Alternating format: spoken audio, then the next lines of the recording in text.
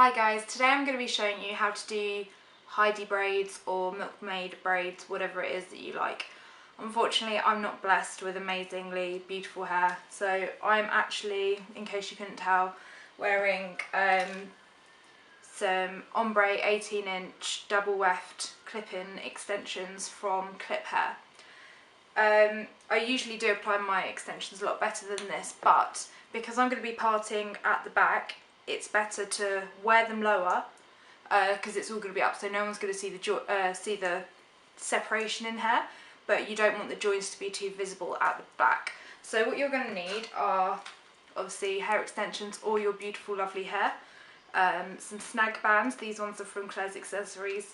They're about 1 million years old, from when I was a grunger who used to like braid my hair all the time. Loads and loads of our best friends, the Kirby grips, and a hairbrush. So firstly, if you separate the hair into 2 sections, just give it a good old brush through. Now, if you're not wearing extensions, it's a lot easier for you to just part the hair, but if you are, it's best that you try and part it but not separate the parting, so that you won't be able to see the clip-in lines. Now, if you decide what part of your hair you want to have showing or down, if you want bits down, I like to have a few bits down because I think it frames my face better. So while I sort that out, just something a bit like that, and then we'll start by braiding the hair on each side, just like you would do, you know, Pippi Longstocking plaits or whatever you like to call them. The only difference is that when you start braiding, you're going to start braiding upwards. That way, when the braid is set, or you know, when you've finished it, it's going to loop your hair a lot better. Once the initial top half is done, you can actually bring it back down again, so that you don't have to like look like a weirdo. You can look like a weirdo if you like. Sorry, I'm rambling. Okay, so once we get down to the bottom, obviously this is where the snag band situation happens. Oh, I haven't put the whole packet of hair in, just because sometimes I think it can look a bit too big. I wore a whole pack of hair when we went to a gig recently and I did my hair like this, and it was just a bit too, yeah, the braids were huge. So instead, what I've done is I've worn the bigger, I've left out 3 clips and I've worn the wider clips, and after doing your first braid, I'm just going to sort of pick it apart a bit.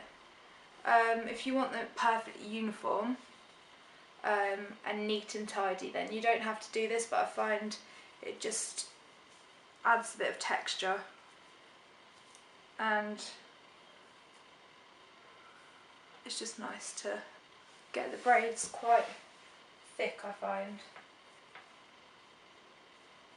Like so. So as you can see, because I've braided upwards, it fits nicely around my head.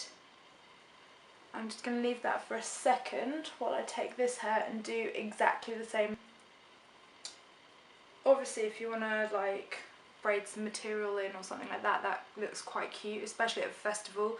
Maybe, you know, a bit of ribbon, or yeah, some like floral material. I think that would look quite cute. And again, just tie it up with the snag band and pull the braid apart a bit. And you can do this with fishtail plaits as well, obviously. This one's not coming apart as well, I don't think. Let's see. There we go. Helps if I can see what I'm doing. So these are pulled apart nicely and they're about the same. So I'm going to take the first braid and wrap it around my head and use a Kirby grip to grip it into place. And this works obviously wherever your braid comes up to. So you can clip it up here if your braid finishes up here, that's not a problem because it's all going to be covered up. One of the other things about my hair is it's not very thick, so I just have these tiny little baby braids and it looks a bit silly. So as well as pinning it down here, I'm just going to add a few in here, and you can sort of go underneath and through the braid so it's not visible as much. If you can just see there, sort of goes through. And then with this braid, what you're going to do is take it and cover up where the other braid is. And again, pin this down here so it doesn't move.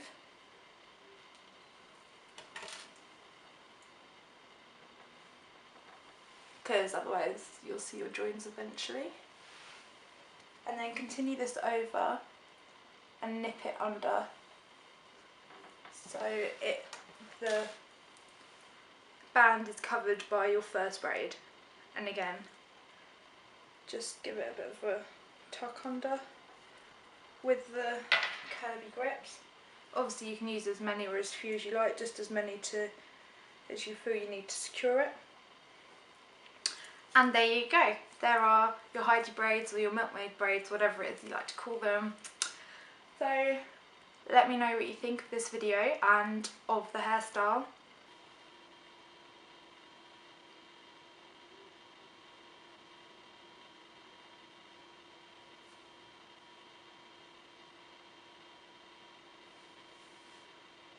So that's how you do milkmaid braids. If there's any other tutorials that you'd like me to help you work out, then just let me know, leave a comment, and I'll see what I can do for you. Thank you for watching.